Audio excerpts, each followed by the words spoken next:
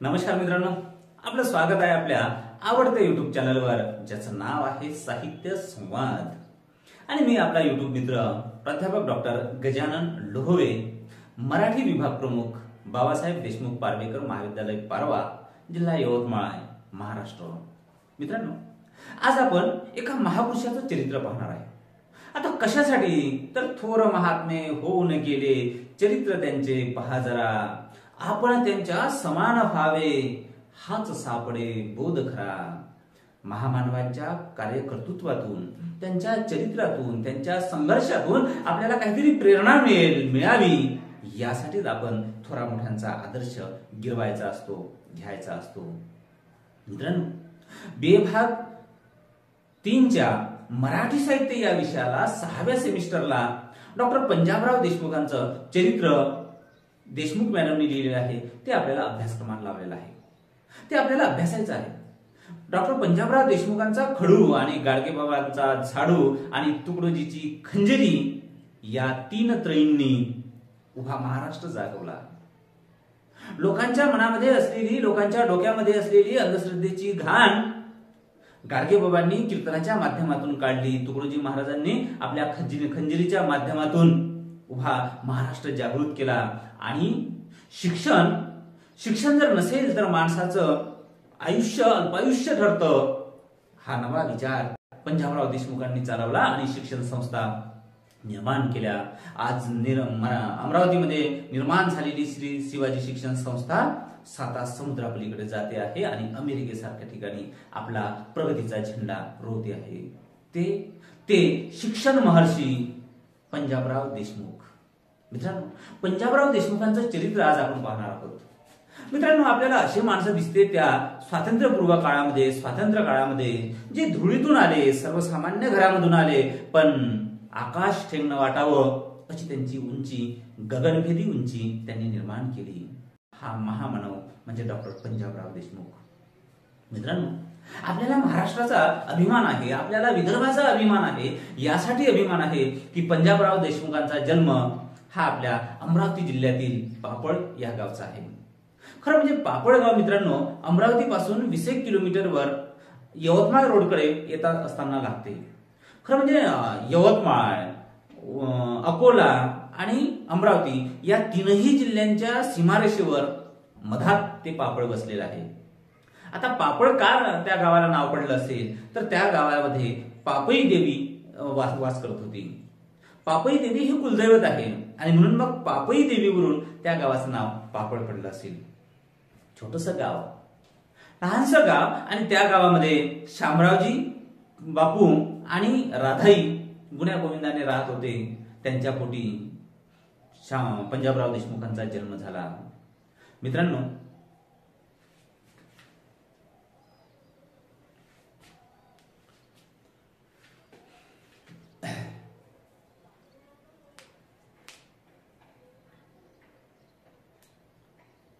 पापळ लहानसं गाव, त्या गावामध्ये शामराव बापू देशमुख आणि राधाई असं कुटुंब, असं दाम्पत्य गुण्या गोविंदाने राहत होतं। घरामध्ये फार श्रीमंती नसली तरीही मात्र स्वाभिमान त्यांच्या अंगामध्ये, रोमारोमामध्ये वसत होता। स्वाभिमानी कुटुंब जगत असताना त्यांच्या संसार वेलीवर एक सुंदरसं गोंडस असं फूल जन्माला आलं, मूल जन्माला आलं, ज्याचं नाव ठेवलंय पंजाबराव। मित्रांनो, पंजाबराव देशमुखांचा जन्म 27 डिसेंबर 1898 मध्ये झाला। स्वातंत्र्यपूर्व काळामध्ये पंजाबरावांचा जन्म झाला आणि घरामध्ये एक आनंद जन्माला।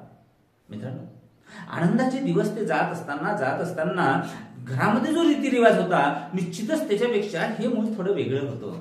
अर्थात राधाई खऱ्या अर्थानं ही केवळ पंजाबरावांची आई नसून ती अडल्या नडल्यांची आई होती, दीनदुखितांची आई होती, अशा अनेक अनाथांची ती आई होती। आणि म्हणून लहानपणापासूनच पंजाबरावांवर हे विश्वची माझे घर अशा पद्धतीचा संस्कार त्या राधाईने केला। मित्रांनो, पंजाबराव शाळेमध्ये जात असताना त्यांचे अनेक जाती धर्माचे मित्र होते, पण जातीभेद कधी त्यांना शिवला नाही। हा कनिष्ठ, हा श्रेष्ठ हा विचार कधी त्यांना शिवला नाही। एकदा काय झालं की एकदा लोभ्या महार हा छोटासा मुलगा, त्याच्या पंजाबरावांचा वर्गमित्र, त्याच्या अंगावर शर्टच नव्हतं. आपल्या अंगातील सदरा पंजाबरावांनी त्या लोभ्या महाराला दिलाय आणि लोभ्या महाराला घरी घेऊन आले. तरीही पंजाबरावांना भीती होती, धास्ती होती. कशाची? की तो काळ अस्पृश्यतेचा काळ होता, तो काळ जातीभेदाचा काळ होता, तो काळ माणसाला माणूस म्हणून नीच मांडण्याचा काळ होता. आई रागवेल का याची भीती होती. पण आई जशी दिसली आणि लक्षात आलं की आपल्या मुलाने लोभ्या महाराच्या अंगावर आपला सदरा दिलाय, आई रागावली नाही. तर त्याला जवळ बसवलं, त्याला जीव घातलंय, आपल्या मुलासारखंच त्याचं वास्तवपुस्त केली. मित्रांनो, हा संस्कार आईपासून होता. आणि म्हणून पंजाबराव देशमुख उभ्या आयुष्यामध्ये सर्व स्तरातील लोकांसोबत बसले, उठले, राहिले, मिसळले आणि मोठे झाले. पंजाबरावांनी उभ्या आयुष्यामध्ये कधीही जातीभेद केला नाही. हे पंजाबरावांचं मोठेपण होतं. आणखी एक मोठेपण मित्रांनो पुढे जाऊन आपल्याला असं दिसतं की पंजाबरावांनी, खरं म्हणजे पंजाबराव हे मराठा, पण तरीही पंजाबरावांनी एका सोनार मुलीशी, विमलताईशी लग्न केलंय. आंतरजातीय विवाह. त्या काळामध्ये पंजाबरावांनी आंतरजातीय विवाह करून जातीभेद मोडण्याचा प्रयत्न, जातीभेद मोडण्याचा पायंडा घरापासून नव्हे तर स्वतःपासून पाडला. हे त्यांचं युग प्रवर्तक कार्य आपल्याला म्हणता येतं. लोकांसांगे ब्रह्मज्ञान आपण कोरडे पाषाण असं नसावं तर आपण स्वतः आधी केले मग सांगितले, या उक्तीप्रमाणे पंजाबराव वागत होते. आणि सोनार मुलीशी, विमलताईशी त्यांनी लग्न केलं. आंतरजातीय विवाह. घरच्यांनी सुद्धा त्याला संमती दिली. पंजाबराव करेल ते चांगलंच करेल हा विश्वास आपल्या मुलावर होता. आणि म्हणून मग शामराव बापू आणि राधाई आणि एकूणच कुटुंबाने या विवाहाला मान्यता दिली. आणखी एक मित्रांनो दिसतं की पंजाबरावांचे मित्र हे सगळ्याच जाती जमातीचे होते. पंजाबराव वाढत होते आणि मग पापळ गावामध्ये 4थ्या वर्गापर्यंत शाळा होती. मग पुढे जाऊन आपल्याला चांदूर रेल्वेला त्यांना जावं लागेल. मग सोनेगाव नावाचं त्यांच्या मामाचं गाव होतं, तिथून ते राहायचे आणि सोनेगाववरून चांदूर रेल्वे असे पायदळ जायचे. गरिबीची परिस्थिती पण शिक्षणाची जिद्द मनामध्ये त्यांना जगण्याची उभारी देत होती. शिकायचं कारण सावित्रीबाई फुले, महात्मा फुले, छत्रपती शाहू महाराज, कबीर या लोकांचा प्रचंड प्रभाव, या लोकांच्या विचारांचा प्रचंड प्रभाव पंजाबरावांवर होता. आणि सावित्रीबाईंनी शाळा सुरू केली, महात्मा फुलेंनी शाळा सुरू केली आणि शिक्षणानेच माणूस बनतो हा विचार सांगितला. तो विचार पंजाबरावांच्या मनमेंदूमध्ये भिनला आणि शिकायचं म्हणून चांदूर रेल्वेला ते शिकायला लागले. शिकता 10वी पास झाले. आता कुठे जायचं तर मग कारंजा लाडला काही दिवस शिकले. त्याच्यानंतर मग पुण्याला ते शिकायला गेले आणि मग पुण्यावरून शिकल्यानंतर आता काय करायचं तर मग आता लंडनला शिकायला जायचं. पापळचा मुलगा लंडनला शिकायला जायचा विचार करतो आहे. म्हणून हा खरं म्हणजे हा मुलगा जगावेगळाच होता. बाळाचे पाय पाळण्यात दिसतात असं जे म्हणतात तसं आपल्याला या पंजाबराव देशमुखांच्या संदर्भात म्हणावं लागतं. आणि मग लंडनला शिकायला जायचं. आता लंडनला शिकायला जायचं तर घरची परिस्थिती नाही, घरची परिस्थिती हलाखीची, पण आता शिकायचं कसं? आणि मग शामराव बापू मात्र आपला मुलगा शिकला पाहिजे, शिकून मोठा झाला पाहिजे, कारण शिक्षण हेच माणसाच्या उन्नतीचा एकमेव मार्ग आहे हे शामराव बापूंनाही कळत होतं. आणि मग त्यांनी इकडनं तिकडनं पैसे आणले आणि आपल्या मुलाला शिक्षणासाठी दिले. पंजाबराव लंडनला गेले. भाऊसाहेबांनी, खरं म्हणजे ना पंजाबरावांना पहिल्यांदा भाऊ कोणी म्हटलं हो तर मग लक्षात येतं त्यांच्या प्रायमरी शाळेमध्ये एक गोसावी गुरुजी होते. आणि भाऊसाहेबांकडे म्हणजेच पंजाबरावांकडे एक तल्लख बुद्धी होती. त्या लहानशा तल्लख बुद्धीच्या पोराकडे पाहून तेव्हापासून गोसावी गुरुजी पंजाबरावांना भाऊ म्हणायचे आणि पंजाबराव म्हणजे पंजाब हा तेव्हापासून भाऊसाहेब झाले. मित्रांनो, पुण्याचं शिक्षण संपलं आणि भाऊसाहेब लंडनला गेले आणि वैदिक वाङ्मयातील हिंदू धर्माचा किंवा धर्माचा उदय आणि विकास या विषयावर त्यांनी पीएचडी केली. डिफिल ही संस्कृतचे विद्वान ही सुद्धा पदवी त्यांनी प्राप्त केली. दरम्यानच्या काळामध्ये पैसे संपले. आता अभ्यास कसा करायचा ही चिंता सतावू लागली. त्यांना परत यावं लागलं नाईलाजाने. आणि मग शामराव बापूंनी आपला मुलगा शिकला पाहिजे आणि या जिद्दी खातर अमरावतीच्या बोके पाटलांकडे आपलं शेत गहाण ठेवलंय आणि पैसे पुन्हा उभे केले. आणि पुन्हा पंजाबराव इंग्लंडला गेले. ऑक्सफर्ड विद्यापीठातून त्यांना PhD मिळाली. खरं म्हणजे मित्रांनो, ते बॅरिस्टरचा अभ्यास करायला गेले, बॅरिस्टर पण झाले. त्याच वेळेस ते ICS परीक्षा देणार होते. खरं म्हणजे ICS परीक्षेसाठी गेले होते. ज्या रूम मध्ये पंजाबराव राहायचे त्याच्या वरच्या रूम मध्ये एक मित्र राहायचा आणि त्या मित्राकडे सुभाषचंद्र बोस तिथे यायचे. पण तिथे जागा नसल्यामुळे पंजाबराव देशमुखांच्याच रूम मध्ये सुभाषचंद्र बोस बसायचे आणि चर्चा करायचे. पंजाबराव लहान, सुभाषबाबूंचं ते कर्तृत्व पाहून, ते त्यांचे विचार पाहून पंजाबराव देशमुख भारावले आणि म्हणायला लागले की तुम्ही ICS परीक्षा पास झाले आहे, खोऱ्यानं ओढता येईल एवढे पैसे कमावणारी तुम्हाला नोकरी मिळेल, तुम्ही नोकरी करणार नाही का? पंजाबराव सुभाषचंद्र बोस म्हणाले की त्या जुन्नी अत्याचारी अन्यायी सरकारची मी कधीही गुलामी करणार नाही, तर या इंग्रज सरकारला आपल्या देशातून कसं पळवून लावता येईल, कसं हाकलून लावता येईल याच्यासाठीच मी माझ्या शिक्षणाचा फायदा घेईल. शिक्षणाचा फायदा लोकांना मी करून देईल, मी गुलामी करणार नाही. नोकरी म्हणजे गुलामी.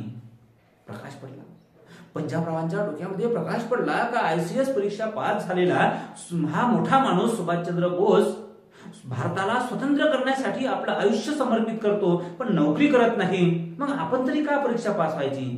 त्यांनी ICS ची अभ्यास सोडून दिला. पुढे जाऊन मग पंजाबराव बॅरिस्टर झाले आणि मग PhD झाले आणि मग ते भारतामध्ये परत आले. भारतामध्ये पाहतं तर वऱ्हाडचं जीवन, वऱ्हाडामध्ये शिक्षणाचा अभाव, शेती नाही आहे, शेती असली तर पिकत नाही आहे, माणसं शिकलेले नाही आहे, त्यामुळे दारिद्र्य, अज्ञानामध्ये, अंधकारामध्ये खितपत पडलेले आहे. तू का म्हणे आता उरलो उपकारापुरता, या काळजाचा हा माणूस लोकांचे दुःख पाहून माणसाचं मन पिळवटलं, कळवळलं, तळमळला, हळहळला. पंजाबराव देशमुख माणूस म्हणून उभा झाला आणि दीनदलितांच्या साठी काम करू लागले. त्यांना असं वाटलं की माणसाला शिक्षण आवश्यक आहे, शिक्षणापासूनच माणसाची प्रगती होते आणि म्हणून मग त्यांनी पहिल्यांदा अमरावतीमध्ये शिवाजी मराठा बोर्डिंग अशा पद्धतीने सुरू केले. त्यांना असं वाटलं की आपण इथे आता शिक्षणाची गंगोत्री उभी करायची, शिक्षण लोकांना मिळालं पाहिजे, हा विचार त्यांच्या मनामध्ये रुंजी घालू लागला. तेवढ्यातच खेडकर साहेबांनी अमरावतीच्या शिवाजी मराठा बोर्डिंग मध्ये पंजाबरावांचा सत्कार ठेवलाय आणि सत्काराला सारे लोक जमले. पंजाबरावांनाच फक्त तेवढी खुर्ची दिल्या गेली आणि बसा म्हटलं. पंजाबराव म्हणाले की सारे लोक खाली बसलेले आहे, मी तेवढा एकटा कसा खुर्चीवर बसू? का सारे माणसं माझेच आहे, आपलेच आहे. पंजाबरावांना खुर्ची मिळाली, पण खुर्ची सोडून पंजाबराव खाली बसले. मित्रांनो, आता सत्तेच्या राजकारणामध्ये खुर्चीसाठी लोक काय काय करतात, असा हा महामानव खुर्चीला लात मारून सर्वसामान्यांचा झाला, सर्वसामान्यांच्या हृदयात जाऊन बसला आणि म्हणून तो पुढे जाऊन शिक्षण महर्षी झाला, कृषी मंत्री झाला आणि एक महामानव झाला. मित्रांनो, त्यांना असं वाटलं की आता अमरावती सारख्या ठिकाणी आपण बोर्डिंग खोलले पाहिजे, शिक्षणाची गंगोत्री आणली पाहिजे आणि म्हणून मग 1925 मध्ये श्री शिवाजी मराठा हायस्कूलची त्यांनी अमरावतीला स्थापना केली. आणि या स्थापना तर केली, शाळा तर ओपन केली, पण आता इथे शिकवणार कोण? कारण शिक्षित लोकांना पैसे देण्यासाठी पैसे नव्हते, मग शिकवणार कोण?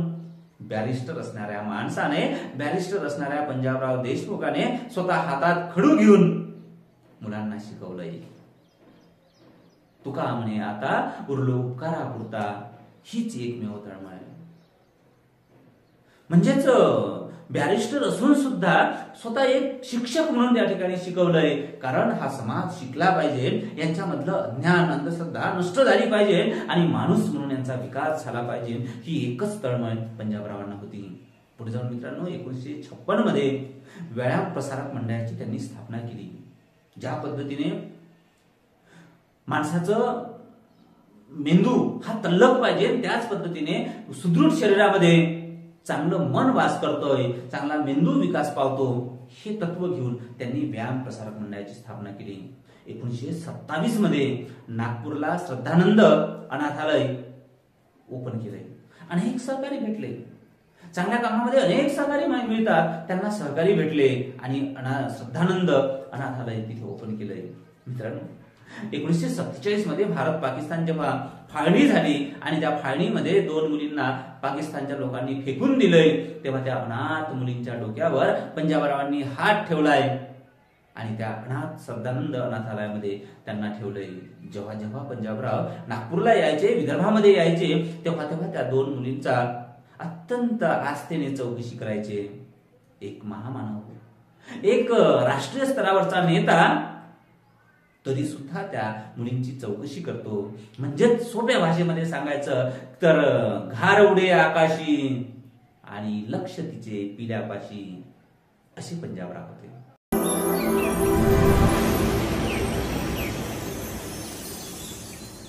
मित्रांनो, पंजाबरावांनी आयुष्यभर उभं आयुष्य लोकांचा कैवार घेतला, लोकांसाठी झिजले चंदनाप्रमाणे झिजले.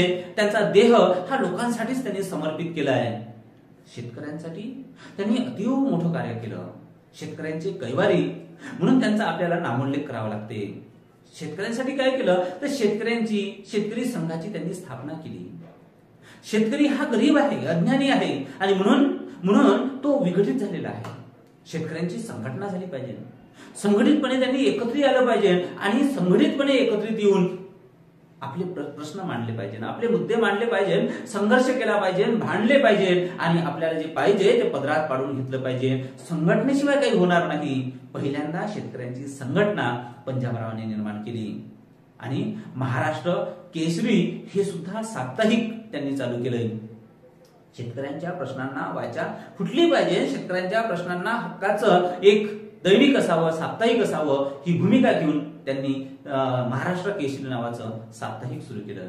मित्रांनो, आपल्याला असं लक्षात येतं की शेतकऱ्यांचा मित्र म्हणून पंजाबराव देशमुखांचं मोठेपण कसं, तर लक्षात येतं शेतकऱ्यांची संघटना करून विकासाच्या अनेक योजना त्यांनी शेतकऱ्यांच्या दारापर्यंत आणून दिल्या. ते जेव्हा जिल्हा कौन्सिलचे अध्यक्ष होते तेव्हा त्या अधिकाऱ्याच्या नात्याखाली त्यांनी अनेक योजना शेतकऱ्यांना दिल्या. शेतकरी उभा झाला पाहिजे. कृषीप्रधान देश आहे. कृषीप्रधान देशामधला, भारतामधला शेतकरी, कृषक हा कणा आहे. तो कणात जर वागला, तो कणात जर बागला, तो कणात जर मोडला तर भारत जगेल कसा, भारत विकसित कसा होईल, हे भारताचं स्वप्न, भारताचा केंद्रबिंदू कृषी समजून, शेतकरी समजून शेतकऱ्यांचा विकास झाला पाहिजे, तरच देशाचा विकास होईल, हे सूत्र पंजाबरावांनी मांडलंय. आणि म्हणून मग शेतकऱ्यांसाठी त्यांनी अनेक योजना निर्माण केल्या आणि अनेक योजनांचा फायदा शेतकऱ्यांना करून दिला.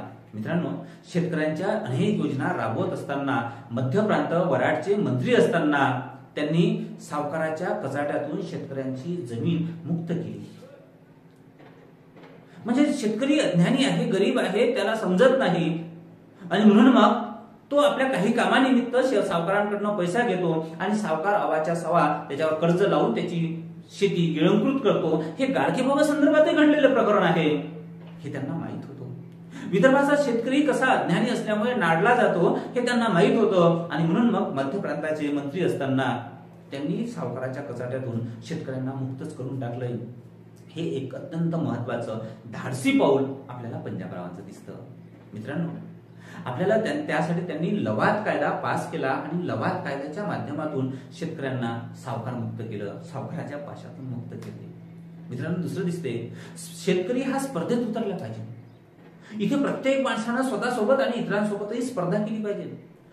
जोपर्यंत स्पर्धा करणार नाही तोपर्यंत आपलं उत्पन्न वाढणार नाही आणि जोपर्यंत उत्पन्न वाढणार नाही तोपर्यंत आपला विकास होणार नाही. हे सूत्र धरून शेतकरी स्पर्धेत उतरला पाहिजे, तो स्पर्धेत टिकला पाहिजे आणि म्हणून मग तो विज्ञानवादी झाला पाहिजे. कारण शेती ही वैज्ञानिक दृष्टीने केली पाहिजे, आधुनिक पद्धतीने केली पाहिजे. पहिल्यांदा आधुनिकचं तंत्र पंजाबरावांनी शेतीमध्ये आणलं. शेतकऱ्यांची दृष्टी ही वैज्ञानवादी झाली पाहिजे, आधुनिक झाली पाहिजे आणि म्हणून मग त्यांनी कृषी मंत्री झाल्यावर भारत कृषक समाजाची स्थापना केली.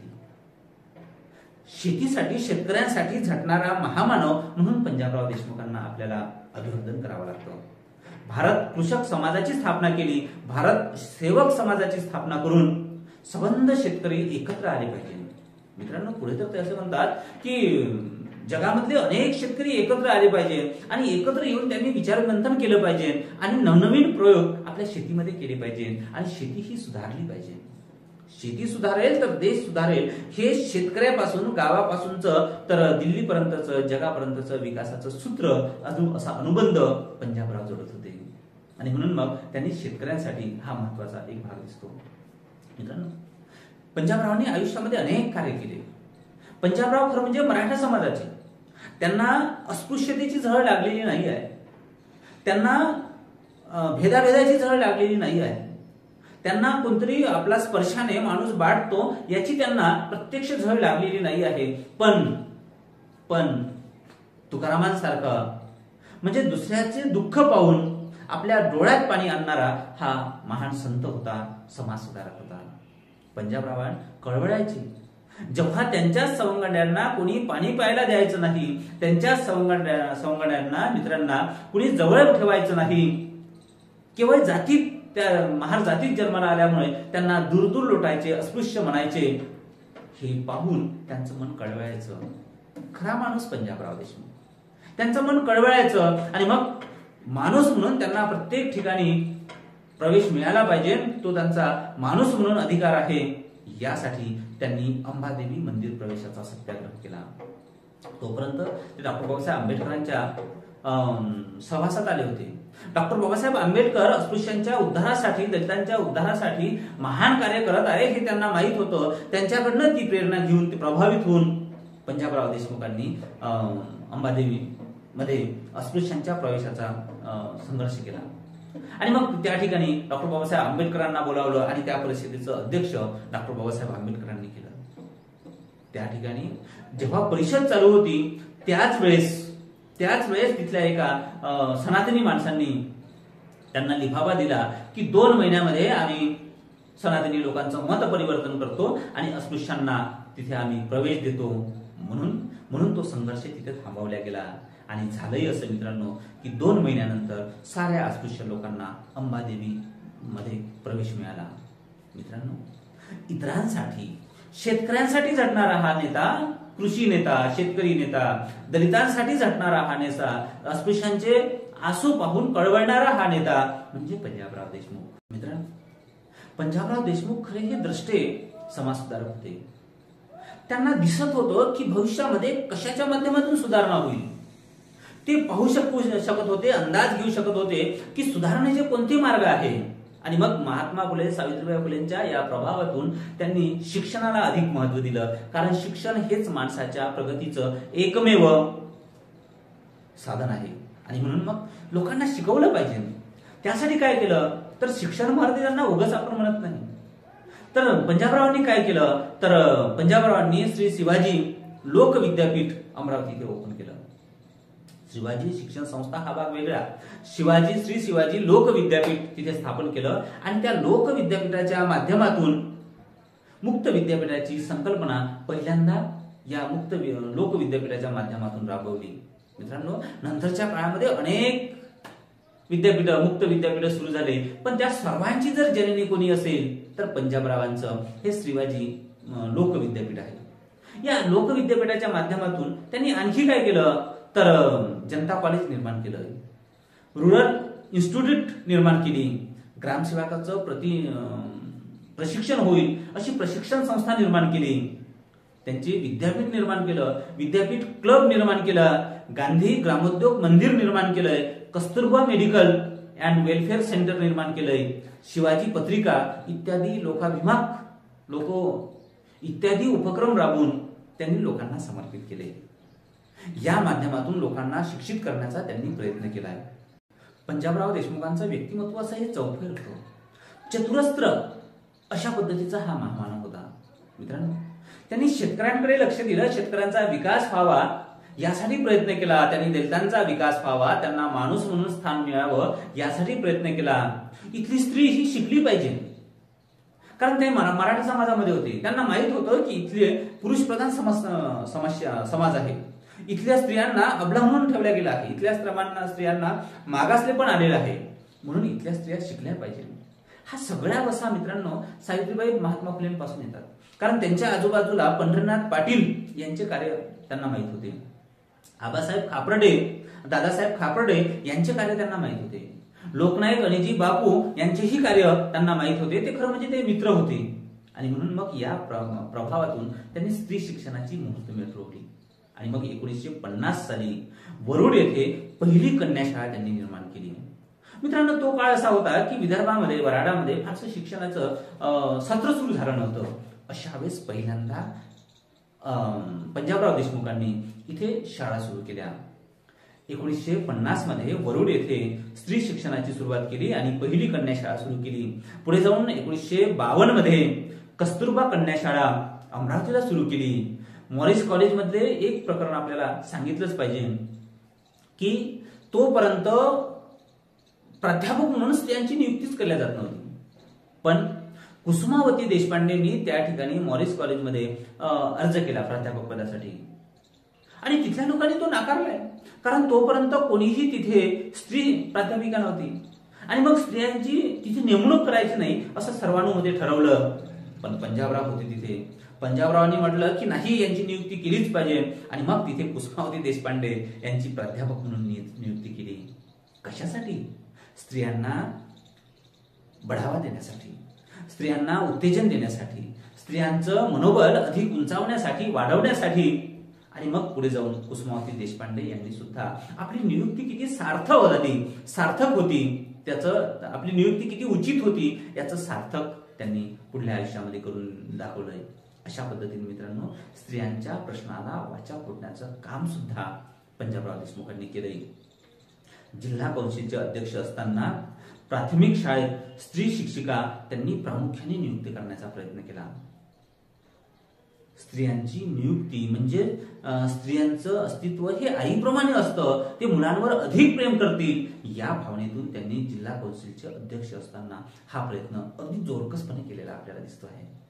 मित्रांनो, ते ज्या पद्धतीने त्यांना सामाजिक अंग होतं, धार्मिक अंग होतं, म्हणजे वैदिक वाङ्मयातील धर्माचा उद्गम आणि विकास, अशा पद्धतीने त्यांना धार्मिक अंग होतं. त्यांचं MA संस्कृतमध्ये झालं होतं. ते संस्कृतचे महापंडित होते. समाज त्यांच्या जवळचा होता. धर्म त्यांना अधिक महत्वाचा वाटत होता. स्त्रियांचं शिक्षण महत्वाचं वाटत होतं. दलितांचा उद्धार त्यांच्या कळवळीचा प्रश्न होता. शेतकऱ्यांचं जगणं त्यांना अधिक समृद्ध करायचं होतं. हे सगळे प्रश्न घेत असताना पंजाबराव राजकारणात सुद्धा आले. राजकारण हा सुद्धा त्यांचा पिंड होता. आणि मित्रांनो, मग आपल्या लक्षात येतं की त्यांनी मध्य प्रदेश कायदे मंडळावर त्यांनी 800 मतांनी त्यांचा विजय झालेला होता. म्हणजे तिथे सुद्धा त्यांची आपल्याला पत दिसते. पुढे जाऊन त्यांचा राजकारणामध्ये दबदबा एवढा वाढला होता की काँग्रेसने पंजाबराव देशमुखांना घटना समितीवर घेण्यासाठी बिनविरोध त्यांची विदर्भातून निवड केलेली आहे. म्हणजे त्यांची निवडणूक जी आहे ती बिनविरोध झालेली आहे. आणि अशा पद्धतीने पंजाबराव घटना समितीवर गेले.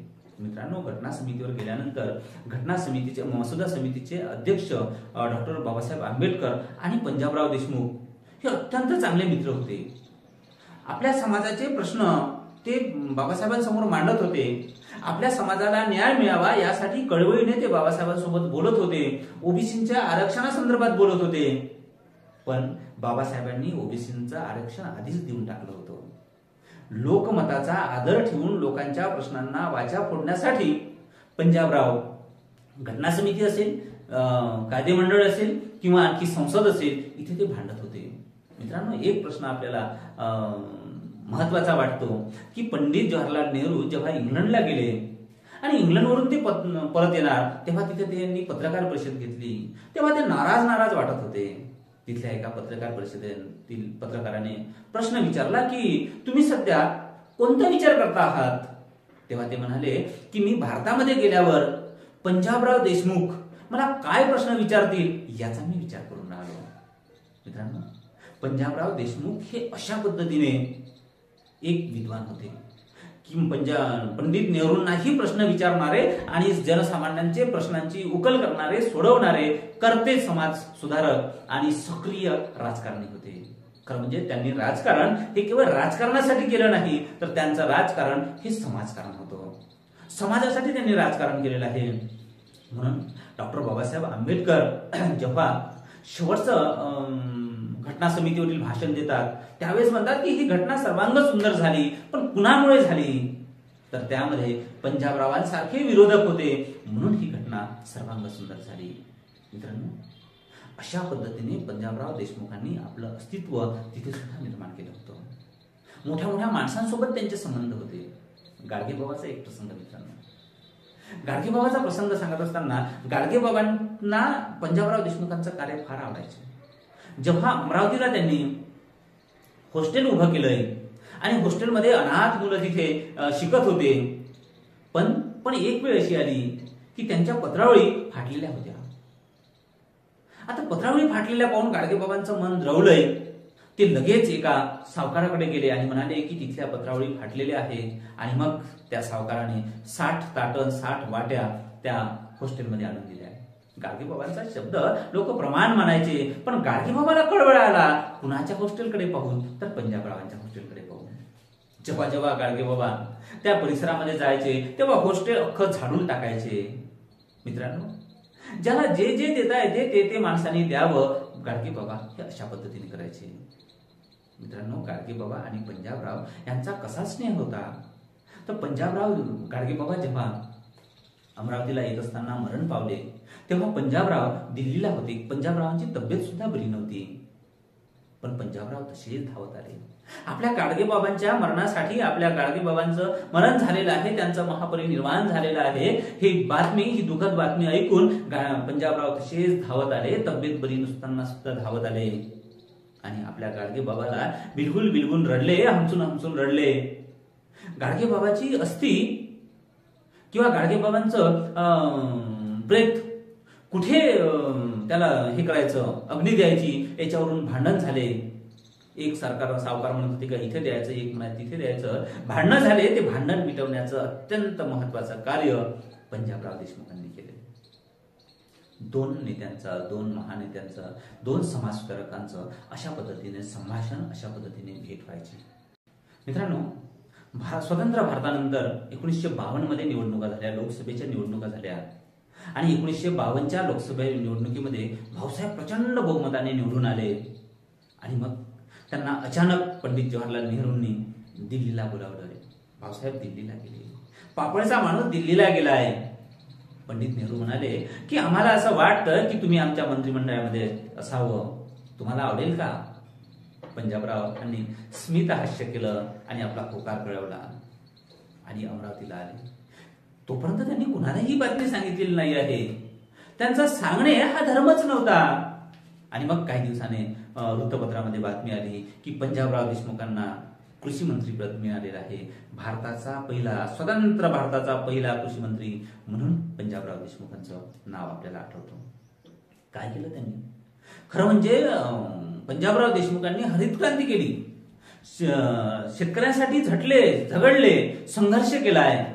मित्रांनो, साऱ्या जगातले लोक, जगातले शेतकरी एकत्र यावेत अशा पद्धतीने त्यांनी प्रयत्न केला. आणि म्हणून मग 1959 मध्ये दिल्लीला जागतिक कृषी प्रदर्शनी भरवली. पंजाबराव देशमुखांच्या काळामधलं, त्यांच्या कार्यामधलं आणि एकूणच शेतकऱ्यांच्या आयुष्यामधलं सर्वात मोठं कार्य जर कोणतं असेल तर 1959 मधले दिल्ली येथील जागतिक कृषी प्रदर्शनी भरवली. 1956 मध्ये रशियामध्ये जाऊन त्यांनी गहू, ज्वारी, कापूर यांचं उत्पादन पाहिलं आणि उत्पादन ते पाहून भारतामध्ये कसं ते वाढवता येईल याचाही त्यांनी अभ्यास केला, याचाही त्यांनी विचार केला. मित्रांनो, उभं आयुष्य शेतकऱ्यांसाठी झटणारा, शेतकऱ्यांचा कैवारी म्हणून आपल्याला पंजाबरावांकडे पाहता येतं.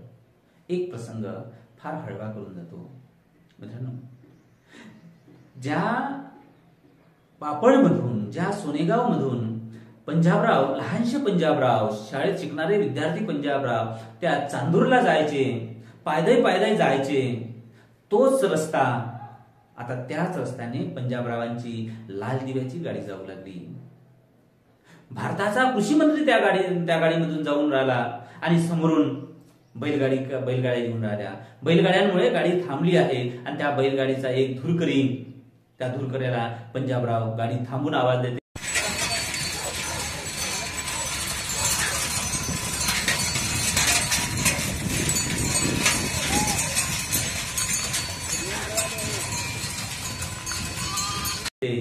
की गंगाधर मामा कसे आहेत.